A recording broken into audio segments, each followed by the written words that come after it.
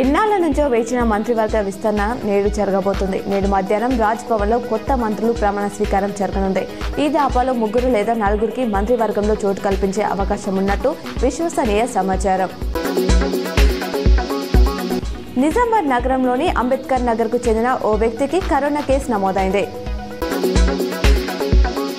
మృగశిర కార్తె సందర్భంగా నిజామాబాద్ నగరంలోని చేపల మార్కెట్ సందడిగా మారింది. అలాగే నగరంలోని మార్కెట్లలో ప్రజలు మామిడి పండ్లను పెద్ద ఎత్తున కొనుగోలు చేశారు. కాళేశ్వరంపై మంత్రి ఉత్తమ్ కుమార్ రెడ్డి తప్పుడు ప్రచారం మానుకోవాలని బీఆర్ఎస్ నేత హరీష్ రావు హితవు పలికారు. ప్రిపేర్ అవ్వకుండా వచ్చే అలవాటు తమకు లేదని ప్రజెంటేషన్లో అన్ని వాస్తవాలు వెల్లడించినట్లు తెలిపారు. కాళేశ్వరం ఎత్తిపోతల వివరాలు ఇంజనీర్లను అడిగి తెలుసుకోవాలని సూచించారు. ఇరిగేషన్ మంత్రిగా గోబెల్స్ ప్రచారం ఎందుకు చేస్తున్నారని ప్రశ్నించారు. ఇకనైనా తల తోక లేకుండా మాట్లాడడం మానుకోవాలన్నారు.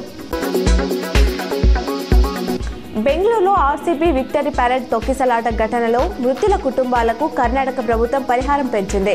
₹25 లక్షల చొప్పున సాయం అందించనున్నట్లు తెలిపింది.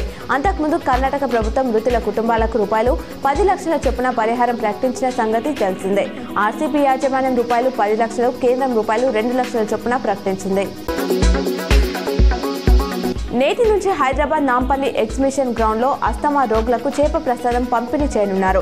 ఇవాళ ఉదయం 9 నుంచి రేపు ఉదయం 9 గంటల వరకు పంపిణీ కొనసాగనుంది. ఇందుకు 1.5 లక్షల చేప పిల్లలను అధికారులు సిద్ధం చేశారు. ఇప్పటికే పలు రాష్ట్రాల నుంచి వేలాది మంది నగరానికి చేరుకున్నారు.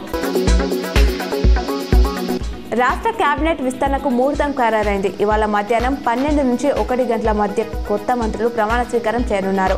రాజ్భవన్లో గవర్నర్ జిష్ణుదేవ్ వర్మ వారితో ప్రమాణ స్వీకారం చేయించనున్నారు. వివేక్, మాలా, శ్రీహరి, ముదిరాజ్, అడ్లూరి లక్ష్మణ్ కుమార్ మాదిగలకు బెర్త్ ఖరారైనట్లు సమాచారం.